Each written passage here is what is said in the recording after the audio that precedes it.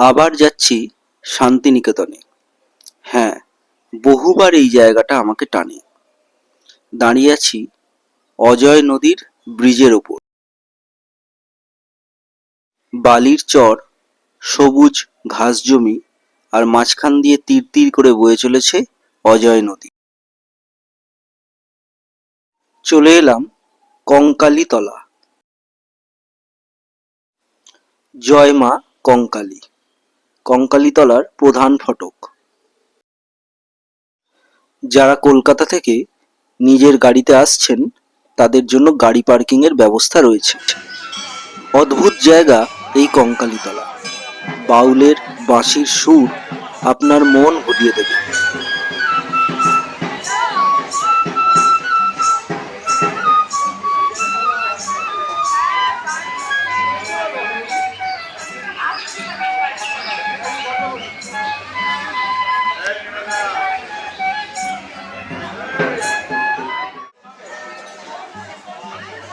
মায়ের মন্দিরের মূল গৃহ।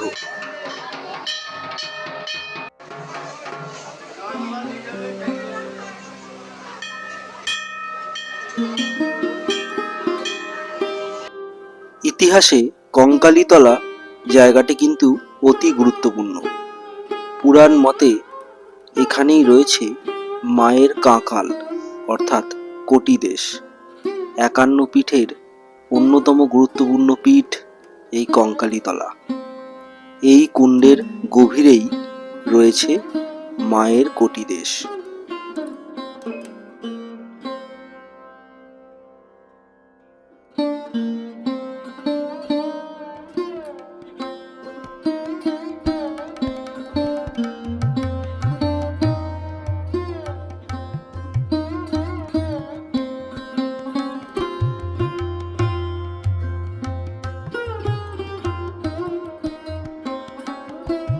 মন্দিরের আশেপাশেই রয়েছে নানান ছোট বড় দোকান, যেখান থেকে মনের মতো জিনিস কিনে নেওয়া যায়।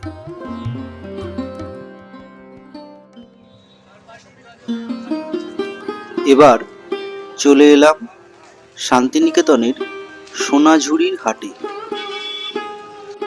আগে প্রতি শনিবার এই হাট বসতো।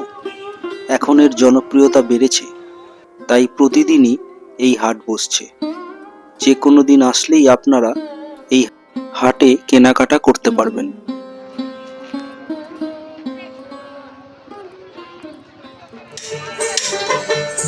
আমার মনের মাঝ, আমার মনের মাঝ লুকাইয়া পাই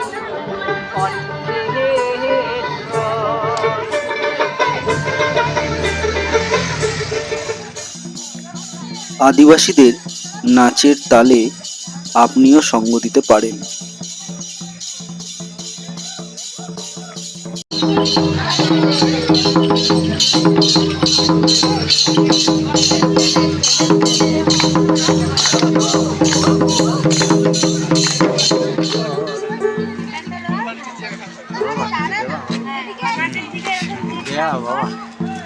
কিছু এখন নেই।